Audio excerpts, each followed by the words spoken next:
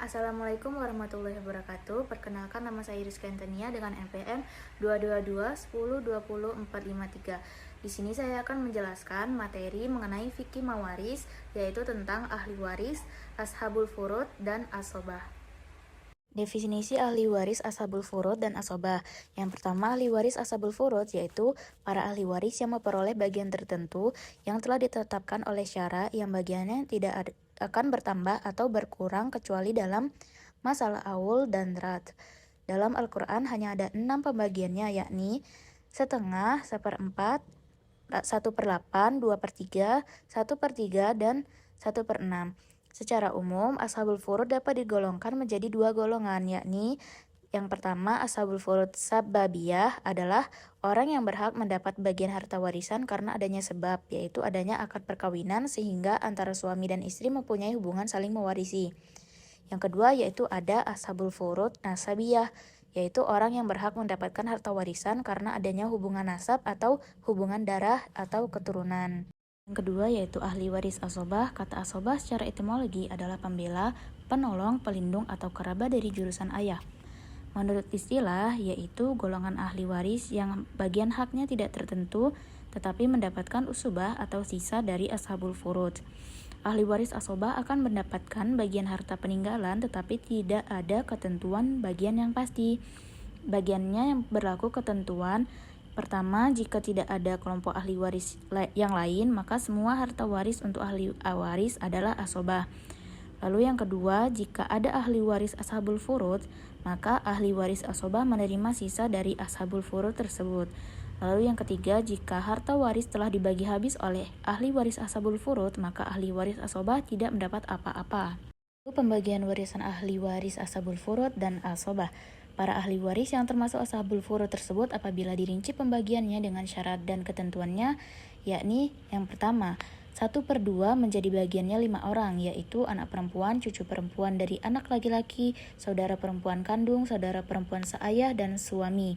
Lalu yang kedua, 1/4 menjadi bagiannya 2 orang, yakni ada suami, boleh duda, dan istri atau janda. Lalu yang ketiga, 1/8 menjadi bagiannya 1 orang, yaitu istri jika bersamaan dengan anak. Yang keempat, 2/3 menjadi bagiannya 4 orang, yaitu orang-orang yang mendapat bagian 1/2 kecuali suami dengan ketentuan mereka tidak sendirian akan tetapi berbilang.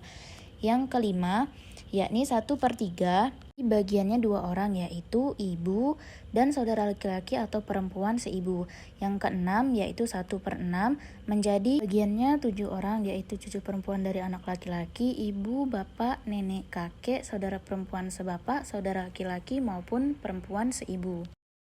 Lalu ahli waris asobah, yakni secara etimologi adalah pembela, penolong atau pelindung, kerabat dari jurusan ayah. Menurut istilah yaitu golongan ahli waris yang bagian haknya tidak tertentu tetapi mendapatkan usubah atau sisa dari ashabul furud. Ahli waris asobah akan mendapatkan bagian harta peninggalan tetapi tidak ada ketentuan bagian yang pasti baginya. Yang berlaku ketentuan yang pertama, jika tidak ada kelompok ahli waris yang lain maka semua harta waris untuk ahli waris asobah. Yang kedua, jika ada ahli waris ashabul furud, maka ahli waris asobah menerima sisa dari ashabul furud tersebut. Lalu yang ketiga, jika harta waris telah dibagi habis oleh ahli waris ashabul furud, maka ahli waris asobah tidak mendapat apa-apa. Adapun pembagian ahli waris asobah adalah ahli waris yang bagiannya tidak dapat ditentukan karena mendapat waris yang tersisa dari ahli waris ashabul furud.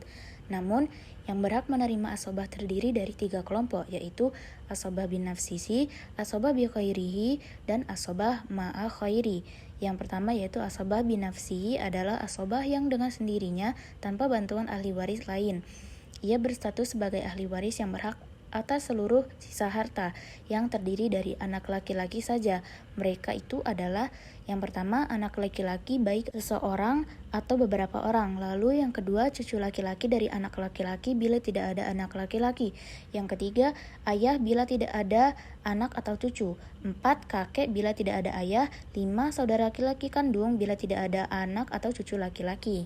Keenam, saudara laki-laki seayah bila tidak ada saudara laki-laki kandung.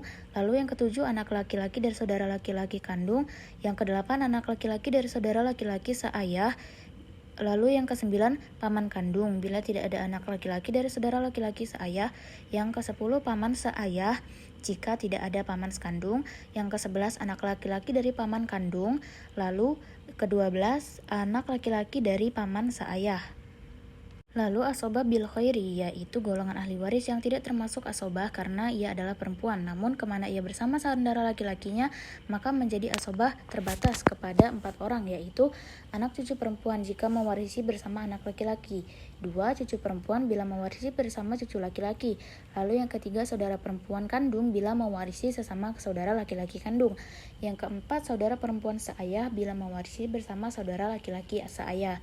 Lalu yang ketiga yaitu ada asobah ma'al khairi, adalah saudara perempuan kandung atau saudara perempuan seayah yang berstatus asobah bila mewarisi bersama dengan anak perempuan atau cucu perempuan, dan ketika itu tidak terdapat anak laki-laki atau cucu laki-laki dan ahli waris asobah binafsi.